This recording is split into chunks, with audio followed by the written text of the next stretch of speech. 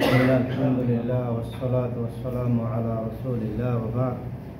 قال الله تعالى إن النفس لأمارة بالسوء إلا ما رحم ربي. وقال تعالى واعلموا أن الله يعلم ما في أنفسكم فاحذروه واعلموا أن الله غفور رحيم. وقال النبي صلى الله عليه وسلم الكيس من دان نفسه وعمل لما بعد الموت والعاجز من أتبع نفسه هواه وتمنى على الله. رب اشرح لي صدري ويسر لي أمري واحلل عقدة من লিসানি يفقهوا قولي. সম্মানিত দিনী ভাই, আল্লাহ তাআলার যাবতীয় প্রশংসা যে আল্লাহ পাক আমাদেরকে জুমার দিনে আসর সালাতের পরে সুস্থতার সাথে অত্র মজলিসে বসার তৌফিক দিয়েছেন। সকলে বলে আলহামদুলিল্লাহ। সালাত ও সালাম বর্ষিত হোক আমাদের নবী মুহাম্মদ সাল্লাল্লাহু আলাইহি ওয়াসাল্লামের প্রতি, যিনি আমাদেরকে ইসলামের যাবতীয় দিক নির্দেশনা সুন্দরভাবে জানিয়েছেন। আল্লাহুম্মা সাল্লি আলাইহি আল্লাহুম্মা বারিক আলাইহি। আমাদের একটা কথা আছে না যে নিজে বাঁচলে বাপের নাম, চাচা আপনা জান বাঁচা। আজকে আমার আলোচনাটা এরকম যে বর্তমানে আমরা যদি লক্ষ্য করি, ব্যক্তি, পরিবার, সমাজ, এমনকি রাষ্ট্র অন্যের সমালোচনায় খুব মনোযোগী। শুধু আঙ্গুলটা এদিকে যায়, কোনো জায়গায় আমরা দেখি না আঙ্গুলটা এদিকে আসতে। আজকে আলোচনার মূল বিষয় হচ্ছে যে স্বীয় আত্মার হিসাব গ্রহণ করা বা আত্মসমালোচনা। এই আলোচনাটা আমি আরেকবার করেছিলাম আমাদের এই সেন্টারে। এই সম্পর্কে একটা বই আছে শেখ সালেহ মুনাজ্জেদের, হাফিজাহুল্লাহ, হাদিস ফাউন্ডেশন, বাংলাদেশ হাদিস ফাউন্ডেশন এই বইটা তর্জমা করেছে। তো বইটা আমি কয়েকবার পড়েছি, যতবার পড়ি ততবারই ভালো লাগে।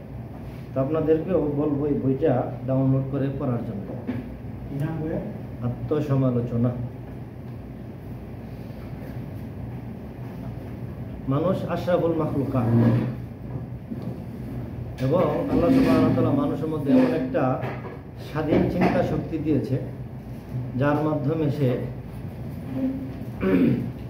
যা ইচ্ছে তাই চিন্তা করতে পারে। আর এই জন্যে এই নফস বা এই মনের মধ্যে তিন ধরনের অবস্থা বিরাজমান করে সময়ে সময়ে মানুষের। কখনো প্রশান্ত, কখনো ভৎসনাকারী, কখনো মন্দপ্রবণ। এই বিষয়গুলি কোরআনুল কারীমে এভাবে এসেছে যে আন-নাফসুল মুতমাইন্না, প্রশান্ত আত্মা। শুনেছেন তো অনেক সময় এই আয়াতগুলি, ইয়া আইয়ুহান নাফসুল মুতমাইন্না। তারপরে আরেকটি অবস্থা মনের মধ্যে হয়, সেটা হচ্ছে যে আন-নাফসুল লাওয়ামা, ভৎসনাকারী আত্মা।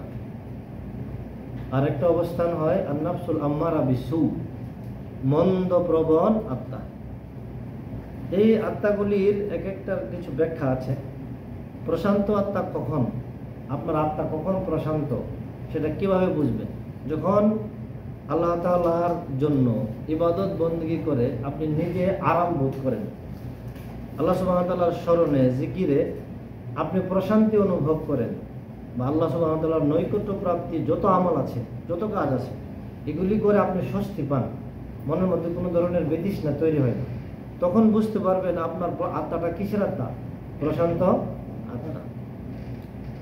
তারপর আরেকটা আছে ভৎসনাকারী আত্মা, ধিক্কার। দেখবেন যে অনেক সময় অনিচ্ছা সত্ত্বেও খারাপ কাজ হয়ে গেছে, বা কারোর সাথে কথা বলতে গিয়ে এমন একটা ভাষা উল্লেখ করেছেন বা ভাষা উচ্চারণ করেছেন যেটা উচ্চারণ করা উচিত ছিল না, পরবর্তী মনে মনে বলতে এভাবে বলা ঠিক হয় না। এই যে এই ধরনের চিন্তা চেতনা মনের মধ্যে আসে, তখন বুঝতে হবে আপনার আত্মা ভৎসনাকারী আত্মা। আর এই ভৎসনাকারী আত্মা, ওই বইটার মধ্যে লেগেছে, এই আত্মাটা সবচেয়ে ভয়ানক আত্মা। এই ধরনের চরিত্র যখন আত্মার মধ্যে থাকবে, তখন এই ধরনের চরিত্রের আত্মা ভয়ানক। তারপরে আছে আন-নাফসুল আম্মারা বিসু। নফসুল আম্মারা বিসুর প্রশান্ত আত্মার সম্পূর্ণ বিরোধী আত্মা। সবসময় এই আত্মা খেয়াল খুশি, অনিসলামিক কাজ করবে এবং যত ধরনের ইসলাম বিরোধী কাজ আছে, বাতিল ভুল পথে চলতে উৎসাহিত করে, এই আত্মাকে বলা হয় নফসুল আম্মারা বিসু। মনে রাখা ভালো হবে। আর আলোচনাটা পরে আসবে, আমি সংক্ষেপ করে নিয়ে আসি। আত্মা স্বভাবগতভাবে জাহেল, জালেম, ফাসিক হয়, সে ডিসি ভোল্টেজের মতো। মানে এই আত্মার কোনো বিবেক টিবেক নাই, সে ভালো মন্দ বুঝে না, তার স্বভাব ধর্মটা হচ্ছে খারাপের দিকে ধাবিত করা।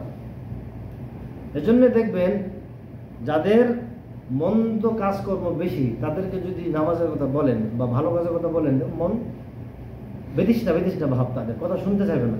কিন্তু যদি তাদেরকে আপনি আবার অনিসলামিক কাজ করবেন, সিনেমা বলেন, অনুষ্ঠান বলেন, খেলাধুলা বলেন, এগুলোর দিকে ডাকেন, দ্রুতগতিতে সে কি হবে, আগ্রহ প্রকাশ করবে। যত ধরনের ফাজের পাপ কাজে লিপ্ত হওয়ার জন্য আগ্রহ প্রকাশ করবে, তখন বুঝতে পারবেন তার আত্মা কি মন্দপ্রবণ আত্মা। আর মন্দপ্রবণ আত্মা সম্পর্কে আল্লাহ তাআলা বলছেন যে ইন্নান নাফসা লাআম্মারাতু বিসু, নিশ্চয়ই মন্দপ্রবণ আত্মা হচ্ছে কি, নিশ্চয় মানুষের মন মন্দপ্রবণ, নিশ্চয় মানুষের মনটা কি মন্দপ্রবণ, ইল্লা মা রাহিমা রাব্বি, শুধুমাত্র আমার প্রতিপালক যার প্রতি দয়া করেন তিনি ছাড়া। তাহলে এই আয়াত দ্বারা স্পষ্ট বোঝা গেল মানুষের স্বভাব, মানুষের মনটা সবসময় কিসের দিকে ধাবিত করে, মন্দের দিকে। অন্য আয়াত আল্লাহ তাআলা বলছেন ওয়ালাকাদ খালাকনাল ইনসান, আমি মানুষকে সৃষ্টি করেছি, ওয়া না'লামু মা তুওয়াসবিসু বিহি নাফসাহু, আর আমরা জানি তার অন্তর তাকে কি কুমন্ত্রণা দেয়, ওয়াসওয়াসা কুমন্ত্রণা দেয়। ওয়া নাহনু আকরাবু ইলাইহি মিন হাবলিল ওয়ারিদ, আর আল্লাহ সুবহানাহু ওয়া তাআলা বলছেন যে আমি বান্দার রগের যে এই যে গর্দানের যে রগ আছে না, তার চেয়ে নিকটবর্তী। এর থেকে অনেক কিছু আপনারা চিন্তা করতে পারেন। আল্লাহ বলছে যে যেসব কুমন্ত্রণা দেয় তার অন্তর আল্লাহ জানেন, এবং আল্লাহ রগের চাইতো আপনার নিকটবর্তী। তাহলে আপনি যাই কিছু করছেন, যদি এখানে ব্যক্তি স্বার্থ থাকে, তা আল্লাহ জেনে ফেলছেন, জানেছেন না, লাভটা কি? দাওয়া কাজ করেন, যাই কিছু করেন, নামাজ পড়েন, সাদগা করেন, দান করেন, এর মধ্যে যদি বিন্দু মাত্র সরিষা পরিমাণ মতো এদিক সেদিক থাকে খলুসিয়াতের, সেটা আল্লাহ জেনে যান না, জেনে যান। তাহলে আমাদের সব ধরনের কাজকর্মে খলুসিয়াত জরুরি কি জরুরি না? জরুরি, খলুসিয়াত জরুরি। আর আল্লাহ তাআলা রগের নিকটবর্তী আছেন, আপনার কি করবেন, কি চিন্তা করছেন, কি খাবেন, সব আল্লাহ জানেন। কি উদ্দেশ্যে সেজদা দিচ্ছেন, কি উদ্দেশ্যে দান করছেন, আল্লাহ জানেন। অন্যত্র আল্লাহ তাআলা সতর্ক সাবধান করে দিয়ে বলছেন যে ওয়ালামু, তোমরা জেনে রাখো, আন্নাল্লাহা ইয়ালামু মা ফি আনফুসিকুম, তোমাদের অন্তরে যা আছে আল্লাহ তাআলা তা জানেন। ফাহজারুহু, সুতরাং তোমরা আল্লাহকে ভয় করো। আর আশার আলো দিয়েছেন যে ওয়ালামু, আরো জেনে রাখো, আন্নাল্লাহা গাফুরুর রহিম, আল্লাহ তাআলা অতীব দয়ালু। সূরা ইউসুফের যে 53 নম্বর আয়াতে বললাম না, ইন্নান নাফসা লা আম্মারাতু বিসু, যে আম্মারা যে শব্দটা লেখক লিখছেন যে আম্মারা শব্দের অর্থ হচ্ছে অতিশয়তার অর্থ বহন করে, যেটার মধ্যে মাত্রাতিরিক্ততা থাকে ওইটার অর্থ বহন করে। তার মানে এই নাফসের মধ্যে মাত্রাতিরিক্ত বেশি কি মন্দ প্রবণতা। এজন্যই প্রত্যেকটি মানুষকে নিজের নাফস সম্পর্কে আত্মসমালোচনা করা জরুরি। আমি আপনাকে আগে বলেছিলাম আত্মসমালোচনার সহায়ক আয়াতগুলি হচ্ছে আগের আয়াতগুলি। এখন আত্মসমালোচনার যে মূল অর্থ সেটা আপনারা সকলে জানেন, নিজের সম্পর্কে কি করা, সমালোচনা করা। আর আরবিতে এটাকে বলা হয় সিও আত্মার মুহাসাবাতুন নাফস, সিও আত্মার হিসাব গ্রহণ করা। সকাল থেকে সন্ধ্যা পর্যন্ত যাই করছেন, দুনিয়াবি কাজ হোক, আল্লাহ ইবাদত বন্দেগী হোক, এর মধ্যে খলুসিয়াত কত ছিল, কাজগুলি সঠিক কতটুকু ছিল, আল্লাহর জন্য কতটুকু হয়েছে, সমাজের ভালোর জন্য কতটুকু হয়েছে, হিসাব গ্রহণ করা যায় না, সেগুলো পারে। এটাকেই আত্মসমালোচনা বলা হয়। ইমাম ইবনুল কাইয়িম রাহিমাহুল্লাহ আত্মসমালোচনার অর্থ করতে গিয়ে বলছেন যে নিজের করণীয় এবং বর্জনীয়কে পৃথক করে ফেলা। এক্ষেত্রে উনি বলছেন যে সর্বপ্রথম আল্লাহ তাআলার হকের দিকে কি রাখা, খেয়াল রাখা করণীয়র মধ্যে, ঠিক না? আপনার উপরে কি আছে, আপনার স্ত্রী সন্তানের হক আছে, সমাজের হক আছে, হ্যাঁ, রাষ্ট্রের হক আছে, আল্লাহ তাআলার হক আছে, কীট পতঙ্গ, পিঁপড়া, জীবজন্তু, জানোয়ারের হক আছে, আছে না আপনার উপরে? সবগুলি হকের মধ্যে সর্বপ্রথম কোন হকের দিকে প্রাধান্য দেন? আল্লাহ তাআলার হকের দিকে। বর্জনীয়র মধ্যে সমস্ত কিছু বর্জনের ক্ষেত্রে আপনাকে দৃঢ় থাকতে হবে। এটা হচ্ছে আত্মসমালোচনার মূল উদ্দেশ্য, যে নাফস তথা আত্মাকে সংস্কার, সংশোধন, পরিশুদ্ধ ও পবিত্র করার অন্যতম পদ্ধতি।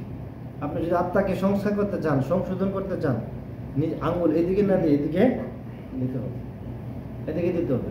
কিন্তু আমরা স্বভাবগতভাবে এখন কি হয়ে যাচ্ছি, যে মনে হচ্ছে যে আমি নিজে ফেরেশতা, এবং প্রত্যেকটি মানুষ, হ্যাঁ, নিজে নিজে মনে করে যে ফেরেশতা, কখনো নিজের ভুলটা ধরা পড়ে না। শুধু বসলেই কি আলেম, কি সাধারণ মানুষ, কি জাহেল, কি অফিসার, কি রিক্সাওয়ালা, সবাই। এখান থেকে আমাদের বেরিয়ে আসতে হবে, এখান থেকে আমাদের বেরিয়ে আসতে হবে। মন এমন একটা জিনিস, এটাকে যদি কোরআন সুন্নাহর নীতিমালা অনুযায়ী না চালাম, আর তখন মন নিজে চালকের অবস্থানে বসে যাবে। আর ইত্তেবা শাহাওয়াত বুঝেন না? ইত্তেবা শাহাওয়াত কি? যে কুপবিত্রের অনুসরণ। যখন আপনি কুপবিত্রের অনুসরণ করবেন, তার মানে আপনি মনকে চালকের আসনে বসিয়ে দিবেন, মন যা চাই তাই করবেন। আর মনের স্বভাবগত ধর্ম কি? পাপের দিকে নিয়ে যাওয়া, পাপের দিকে নিয়ে যাওয়া। এই জন্যে এক যুবক ইমাম ইবনে কাইয়িম বলছেন, যে জৈনিক ব্যক্তি বলেছেন, একজন মন হচ্ছে একজন আত্মসাৎকারী শরীকের মতো। শরীকে পার্টনারশিপ ব্যবসা করেন না, তার যদি হিসাব নিকাশ না রাখেন, ইচ্ছা তাহলে আত্মসাৎ করে দেবে সম্পত্তি। ঠিক এরকম ভাবে মনের যদি আপনি নিয়ন্ত্রণ না রাখতে পারেন, তো মন আপনাকে ধ্বংস করে ছাড়বে। আর ইমাম ইবনে কাইয়িম রাহিমাহুল্লাহ আরো বলছেন, যে আত্মার যত রোগ হয় তার সবগুলির উৎপত্তি স্থান হচ্ছে কোথায়? মন। এবং এই মন দূষিত উপকরণগুলি প্রথম মনের মধ্যে বাসা বাঁধে, তারপরে অঙ্গ প্রত্যঙ্গের দিকে ছড়িয়ে পড়ে। এক্ষেত্রে একটা হাদিস আপনারা শুনছেন কিনা, বা আমি বারবার এই হাদিসটি বলি। প্রতিদিন সকালে সমস্ত শরীরের অঙ্গ প্রত্যঙ্গগুলি আত্মাকে অনুনয় বিনয় করে বলে, যে শোনো, হ্যাঁ, নাহনু বিকা, আমরা তোমার সাথে আছি। কার সাথে? আত্মার সাথে আছি। হ্যাঁ, তুমি যদি সোজা থাকো, আমরা সোজা থাকবো।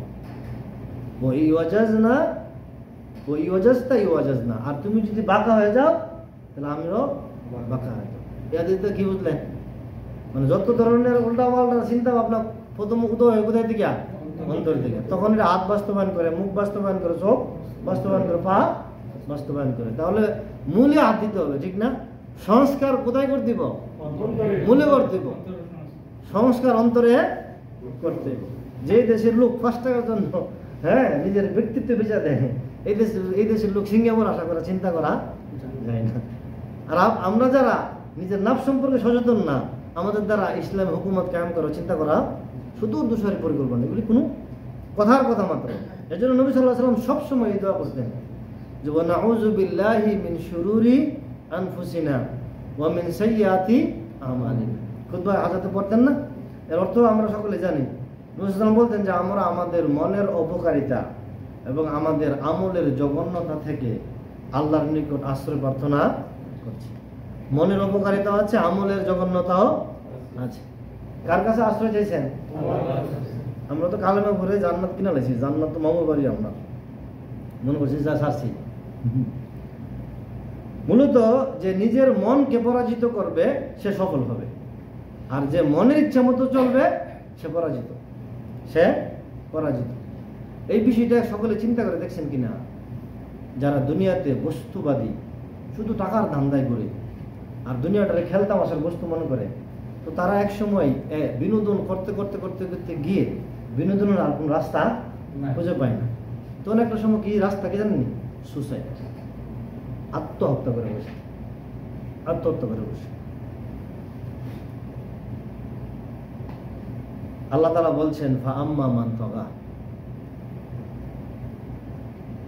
যারা অবাধ্য হবে, অবাধ্য, আসারাল হায়াতাদ দুনিয়া, আর যারা দুনিয়ার জীবনকে প্রাধান্য দিবে, ফাইনাল জাহিমা হিয়াল মাওয়া, তার থাকার জায়গা কোথায়? ওয়া আম্মা মান খাফা মাকামা রাব্বিহি, আর যে ব্যক্তি তার প্রতিপালকের সামনে দাঁড়ানোকে ভয় করবে, ওয়া নাহান নাফসা আনিল হাওয়া, আর নিজের মনকে প্রবৃত্তি বা খেয়াল খুশির অনুসরণ থেকে বিরত রাখবে। ফাইনাল জান্নাতা হিয়াল মাওয়া, তার ঠিকানা কোথায়? এক হচ্ছে আল্লাহ ভীতি, দ্বিতীয় হচ্ছে যে মনকে কি করতে হবে? খেয়াল খুশির অনুসরণ থেকে নিয়ন্ত্রণে রাখতে হবে। তো নিয়ন্ত্রণ রাখতে হলে পরের দোষ ধরে লাভ আছে, নিজের দিকে না আঙুল দিতে দিব। বুঝলেন না কথাটা? যে যত নিজের দিকে আঙুল দিবে তত প্রশান্তি পাবে। জি, আপনি মনে রাখেন কথাটা, যে যত নিজের দিকে আঙুল দিবে সে তত প্রশান্তি পাবে এবং সমাজে সে বুক ফুলে চলতে পারবে। মন, বস্তুত মন অবাধ্যতা ও দুনিয়ার জীবনকে প্রাধান্য দেয়। এই আয়াতের ব্যাখ্যায় আল্লাহ তাআলা মানুষকে পরকালের দিকে ডাকে, পরকালের দিকে ডাকে।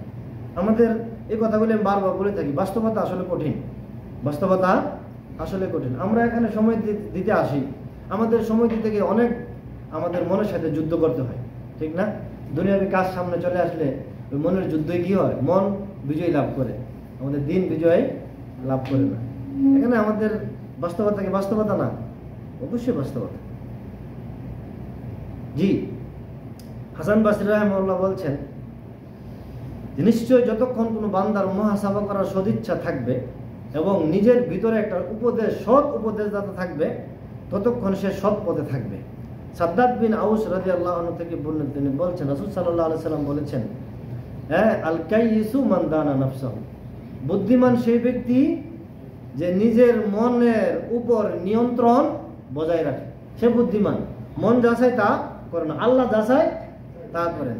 ওয়া আমিলা লিমা বাদাল মউত, আর সে পরকালের জন্য কি করে? আমল করে, পরকালের পরবর্তী জীবনের জন্য সে কাজ করে। আমাদের দুনিয়াবি সকাল থেকে সন্ধ্যা পর্যন্ত যদি আমরা কিসমাইন করি, দুইটা ভাগ করি, কোন ভাগ করে ওজন করি, কোনটা দুনিয়া, একটা দুনিয়ার একটা আখিরাতের, কোনটা ভালো ভাল্লাটা বাড়িব, কোন ভাল্লাটা বাড়িয়ে দেবো? ওই চুস করে কইলে বা হাসি দাঁড়াই দিচ্ছি, হাসিতে দিচ্ছি যা দুনিয়ার ভাল্লাটা বাড়িয়ে দেবো। সুবহানাল্লাহ, যে এখানেই আমাদের দুর্বলতাটা। এক সপ্তাহে একদিন দুনিয়ার কাম, আখিরাতের কাম, আর 7 দিন দুনিয়ার কাম। তো তারপরে বলছে যে ওয়াল আজিজু মান আতবা নাফসাহু হাওয়া, আর নির্বোধ বোকা হচ্ছে ওই ব্যক্তি যে নিজের মনকে তার কামনা বাসনার অনুগামী বানায়, মন যা চায় সেই করে। তাকে নবী সাল্লাল্লাহু আলাইহি ওয়াসাল্লাম কি বলছে? বোকা, নির্বোধ। ওয়াতামান্না আলাল্লাহ, আর সে মনে করে যে আল্লাহর কাছে অহিতুক আশা রাখে, কালিমা তো পড়ছিও, জান্নাত তো মামার বাড়ি কলা হই, একদিন একদিন জান্নাত তো জামো হই। হ্যাঁ, এই ধরনের আশা আছে। এটার মধ্যে আমি এক ধরনের এই দেখি আল্লাহর শাস্তিকে তুচ্ছ মনে করে দেখি। হ্যাঁ, অপেক্ষা করে না? আর এক এই যে আবু জাহেল না, আবু তালেবকে মানে জাহান্নামের কিনারায় একটা জুতা ভরাই দিব, তার এখানে কি হবে? টকবক টকবক করে জ্বলবে। হ্যাঁ, তাহলে আমরা কি কই? একদিন একদিন তো জামই, তার মানে কই কিছুদিন থাকবে। এটা তো জান্নাত জাহান্নাম তো ব্যাপারই না। তো এই জিনিসটা আমাদেরকে কেন এরকম ভাবায় না বা ভয় ভীতি নিয়ে আসে না? কারণ আমাদের ওইভাবে আল্লাহ ভীতি নাই, জাহান্নাম সম্পর্কে স্বচ্ছ জ্ঞান আমাদের নাই, সেজন্যই এই অবস্থা। মানদানা নাফসাহুর ব্যাখ্যায় ইমাম তিরমিজি রাহিমাহুল্লাহ বলছেন যে হাসাবা নাফসাহু ফি দুনিয়া ক্বাবলা আন ইউহাসাবা ইয়াউমাল কিয়ামা, কিয়ামতের হিসাবের পূর্বে দুনিয়াতে নিজের মনের হিসাব নেওয়া। এটার মানদানা নাফসাহুর ব্যাখ্যা হচ্ছে এটা, মানে আপনাকে এত কিয়ামতের হিসাব নিতে হবে, এটা বুঝতেছেন, এর আগে দুনিয়াতে হিসাব নেওয়া, সেটা হচ্ছে দানা নাফসাহুর ব্যাখ্যা। আত্মসমালোচনার অপরিহার্যতা, গুরুত্ব সম্পর্কে আল্লাহ তাআলা বলছেন, ইয়া আইয়ুহাল্লাযীনা আমানুত্তাকুল্লাহ, হে ঈমানদারগণ তোমরা কি করো? আল্লাহকে ভয় করো। ওয়াল তানজুর নাফসুম মা কাদ্দামাত লিগাদ, প্রত্যেকেই যেন চিন্তা ভাবনা করে, প্রত্যেকে যেন ভাবে যে আগামীকালের জন্য সে কি পাঠিয়েছে, আগামীকালের জন্য কি পাঠিয়েছে, এটা ভাবার জন্য আল্লাহ তাআলা নির্দেশ দিচ্ছেন। আগামীকাল মানে পরবর্তী জীবন, মৃত্যুর পরবর্তী জীবনকে আগামীকাল বলে উল্লেখ করা হয়েছে আয়াতে। তারপর আল্লাহ বলছেন আবার ওয়াত্তাকুল্লাহ, আল্লাহকে ভয় করো। আল্লাহকে ভয় করলে নিজের নাফস সম্পর্কে সচেতন হবেন, ভয় না করলে কোনো কিছু নাই। আখিরাত সম্পর্কে সচেতন হলে আত্মসমালোচনা বৃদ্ধি পাবে। ইন্নাল্লাহা খাবীরুম বিমা তা'মালুন, নিশ্চয়ই তোমরা যা করো সে সম্পর্কে আল্লাহ তাআলা পুরোপুরি খবর রাখেন। ইমাম ইবনুল কাইয়িম বলছেন এই আয়াতের ব্যাখ্যায় যে প্রত্যেক মুসলিমের আত্মসমালোচনা করা ওয়াজিব। প্রত্যেক মুসলিমের আত্মসমালোচনা করা ওয়াজিব। পরের আয়াতে আল্লাহ বলছেন ওয়ালা তাকুনু কাল্লাযিনা নাসুল্লাহ, তোমরা তাদের মতো হয়ো না যারা আল্লাহকে ভুলে গেছে, যারা আল্লাহকে ভুলে গেছে। এখন আমাদের শেখ গেছিল, শেখে ক্যাম্পে গিয়ে গেছিল, আমার এখনো শুনে হাসি ওটা আফসোস লাগে। শেখকে প্রশ্ন করছে আমাদের নবীন নাম সম্ভবত মোহাম্মদ, হ্যাঁ, নামাজের রুকুন জিজ্ঞেস করছিল, বলতে ইসলামের রুকুন বলতে পারে না। 50 বছর 30 বছর 40 বছর চলে গেছে একটা মুসলমানের, এগুলো বলতে পারে না। তো তারা আল্লাহরে ভুলে গেছে না? তারা আল্লাহরে ভুলে গেছে না? ভুলে গেছে আল্লাহ। আল্লাহ তারপরে বলছে ফাআনসাহুম আনফুসাহুম, তার যারা মানুষ আল্লাহকে ভুলে যায় আল্লাহ তাদেরকে আত্মভোলা করে দেয়। তখন তারা যেদিকে যেতে চায় নোয়াল্লিমা তা আল্লাহ, যেদিকে যেতে চায় এদিকে তাদেরকে ফিরে।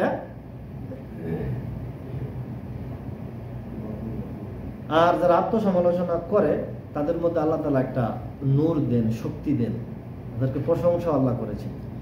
সময় আছে না? আল্লাহ বলছে ইন্নাল্লাযীনা তাকাউ, নিশ্চয় যারা কি করে তাকওয়া অবলম্বন করে, ইযা মাসসাহুম তায়ফুম মিনাশ শাইতান, যখন তাদের অন্তরে শয়তানের কুমন্ত্রণা জাগে, তাযাক্কারু, তখন তারা কি করে আল্লাহকে স্মরণ করে। এই যে আল্লাহকে স্মরণ করার যে একটা অন্তরের মধ্যে শক্তি, সেটা কে যোগায়? আল্লাহ তাআলা যোগায়। কখন যোগায়? যখন আপনি আল্লাহকে ভয় করবেন, তখন আল্লাহ তাআলা যোগায়। তারপরে বলছেন ফাইযা হুম মুবসিরুন, তখন তারা তাদের অন্তর্দৃষ্টি আল্লাহ তাআলা খুলে দেন, অন্তর্দৃষ্টি আল্লাহ তাআলা খুলে দেন। আত্মসমালোচনার গুরুত্ব সম্পর্কে ইমাম উমর ইবনুল খাত্তাব রাদিয়াল্লাহু আনহু বলছেন হাসিবু আনফুসাকুম কাবলা আন তুহাসিবু, তোমরা নিজের হিসাব নিজে গ্রহণ করো, হ্যাঁ, তোমাদের চূড়ান্ত দিন হিসাব গ্রহণ করার পূর্বে। কেউ কি বাঁচতে পারবে হিসাব দেওয়া ছাড়া? প্রত্যেকেই একা একা আল্লাহর সামনে দাঁড়াবে, একা একা আল্লাহর সামনে দাঁড়াবে। ওয়াজিনু আনফুসাকুম কাবলা আন তুজিনু, তোমরা তোমাদের আমলনামাগুলো দাড়ি-পাল্লাতে ওজন করে নাও চূড়ান্ত দিনে ওজন করার পূর্বে। ফাইন্না আহওয়ানু আলাইকুম ফিল হিসাবি গাদান আন তুহাসাবু আনফুসাকুমুল ইয়াউম, কেননা আজকের দিনে নিজের হিসাব নিজেই গ্রহণ করতে পারলে আগামী দিনের চূড়ান্ত মুহূর্তে তা তোমাদের জন্য সহজ হয়ে যাবে। কি ঠিক না? আজকে আপনি কি করছেন না করছেন প্রতিদিন হিসাব নিজে নিতে পারলে তো চলে। পাপ করেন, হ্যাঁ, গুনাহ করছেন, হিসাব নেওয়া যায়? সবের কাজ করছেন, সব হিসাব নেওয়া যায়? ইচ্ছা করলেই হয়। তারপর ওয়াতাযায়্যানু লিল আরদিল আকবার ইয়াওমাইযিন তুরাদুন, আর সেই মহা প্রদর্শনী যে দিন হবে ইয়াউমুল কিয়ামা, সেই দিনের জন্য তোমরা নিজেদেরকে সুসজ্জিত করে নাও। লা তাখফা মিনকুম খাফিয়া, সেই দিন কোনো কিছু গোপন থাকবে না। কেন আইছেন সেন্টারও, কেন লাল ভাত খাইছেন, হ্যাঁ, সব আল্লাহ ওই দিন তুলে দেবেন। আমি আব্দুর রহমানের টিকিট দেখে খুব हैरान হয়েছি। ইউনিভার্সিটিগুলি প্রতি বছর হয়তো ছুটিতে, হ্যাঁ, আব্দুর রহমানের টিকিটের দাম দিচ্ছে 3100 রিয়াল। এটা কে দিছে? সৌদি আরবের সরকার দিছে।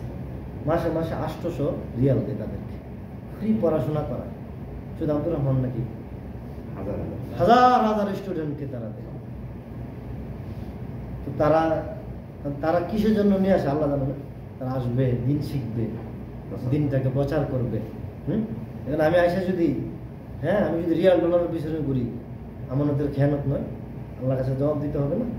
হ্যাঁ, ওই দিন এগুলো ধরা পড়বে না? ঠিক সবাই, প্রত্যেকেই কি করে, কেন করছি, কার জন্য করছি, সব কোনো কিছু গোপন থাকবে না, সব পরিষ্কার হয়ে যাবে, সব পরিষ্কার হয়ে যাবে।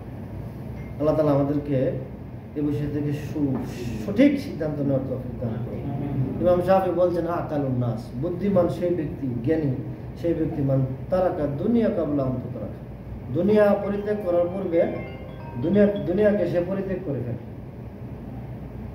পরিত্যাগ করার পূর্বে সে দুনিয়াকে পরিত্যাগ করে, সে বুদ্ধিমান। ও আনারা কাবরাহু কাবলা ইউসকানা, আর কবরকে সে আলোকিত করে কবরে বসবাস করা পূর্বে। তারপর বলছে ওয়াল আরদা রাব্বাহু কাবলা ইয়ালকা, সে তার প্রতিপালককে সন্তুষ্ট করে তার সাথে সাক্ষাৎ করার পূর্বে। সে বুদ্ধিমান, সে বুদ্ধিমান। তারপরে বলছে ওয়াসাল্লা জামাআতাহু ওয়াসাল্লা জামাআ কাবলা আন তুসাল্লা আলাইহিল জামাআ। বুঝছো কথাটা কি? তোমরা জামাতে সালাত আদায় করো, তোমার উপরে জামাতে সালাত আদায় করার পূর্বে। হাসাবা আনফুসাকুম কাবলা আন তুহাসাবা, আর নিজের হিসাব নিজে গ্রহণ করো চূড়ান্ত দিন হিসাব গ্রহণ করার পূর্বে। এগুলি স্বর্ণাক্ষরে লেখার মতো কথা। ইমাম শাফিঈর কথাগুলি স্বর্ণাক্ষরে লেখার মতো করা। আমি উদাহরণগুলি বারবার দিয়ে থাকি, কারণ আত্মসমালোচনা করতে গেলেও তো আমাদের সালাফদের মতো দৃষ্টান্ত থাকতে হবে, ঠিক না? সালাফরা নিজেদেরকে কিভাবে আত্মসমালোচনা করেছে। 2-3 আমাদের পূর্বসূরি উদাহরণ দিব। তার মধ্যে একজন উমর ইবনুল খাত্তাব রাদিয়াল্লাহু আনহু, ওনার নিজের সম্পর্কে উনি কিভাবে আত্মসমালোচনা করতেন।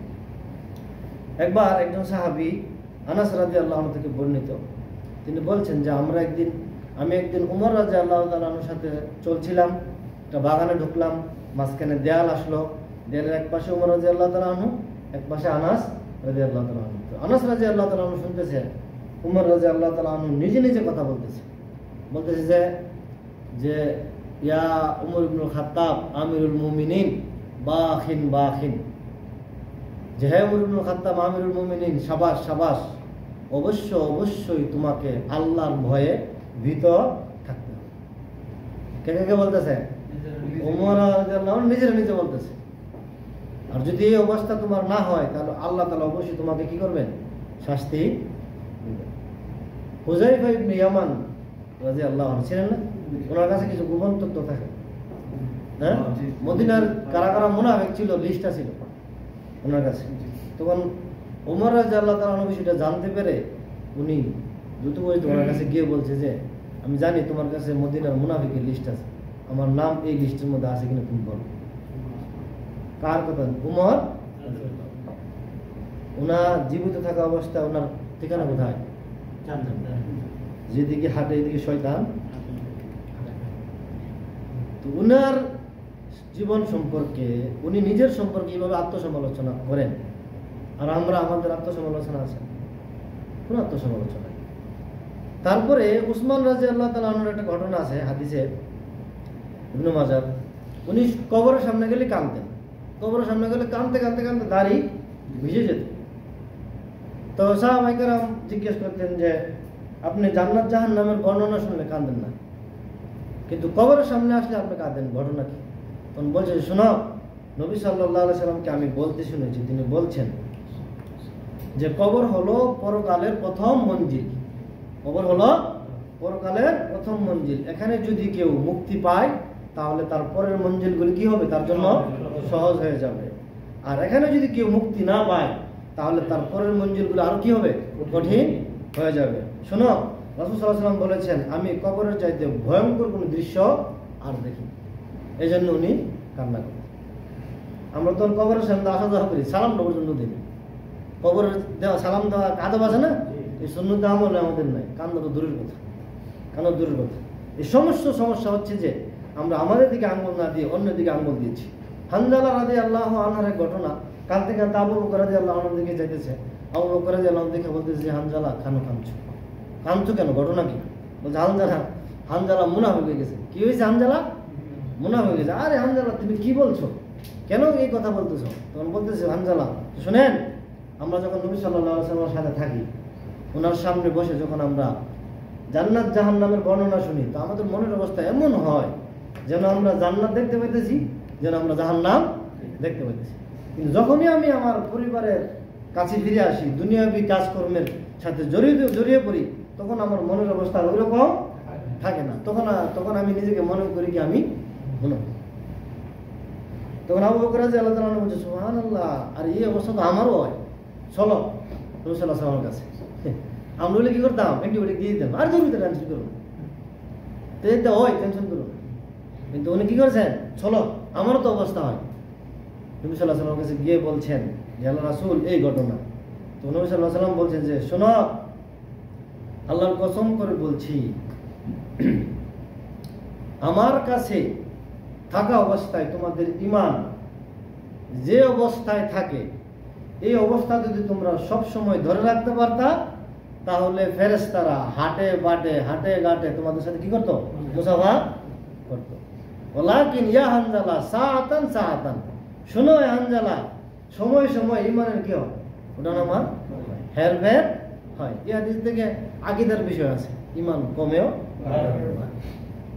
কমেও কি বাড়েও। তো আত্মসমালোচনার মূল যে শিক্ষা সেটা হচ্ছে যে আমরা পরের দিকে আঙ্গুল দেওয়ার আগে নিজের দিকে আঙ্গুল দিই। এটা হচ্ছে আত্মসমালোচনার মূল শিক্ষা। আমি পরিশেষে বলবো, আত্মসমালোচনা আমাদেরকে পার্থিব জীবনে দায়িত্বশীলতা সৃষ্টি করে। একজন মানুষের সে যদি আত্মসমালোচনা করে তার মধ্যে দায়িত্বশীলতা সৃষ্টি হয়, পরকালীন জবাবদিহিতার চিন্তার চেতনা তার মধ্যে বৃদ্ধি পায়। আত্মসমালোচনা অন্যের ভুল ত্রুটি ধরার পূর্বে নিজের ভুল ত্রুটি ধরতে শিক্ষা দেয়। আসুন আমরা সকলেই ইহকালীন ও পরকালীন মুক্তির আশায় প্রত্যেকেই প্রতিদিন নিজের আত্মসমালোচনা আকুলু কাউলি হাযা ওয়া আস্তাগফিরুল্লাহ ওয়া লাকুম ফাস্তাগফিরু ইন্নাহু হুয়াল গাফুরুর রহিম। আসসালামু আলাইকুম ওয়া রাহমাতুল্লাহ। আসসালামু আলাইকুম।